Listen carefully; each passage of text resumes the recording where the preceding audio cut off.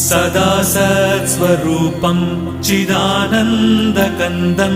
जगत्सम्भवस्थानसंहारहेतुं स्वभक्तेच्छया मानुषं दर्शयन्तम् नमामीश्वरं सद्गुरुं साईनाथं नमामीश्वरं सद्गुरुं साईनाथम् भवध्वान्तविध्वंसमार्ताण्डमीड्यं मनोवागतीतं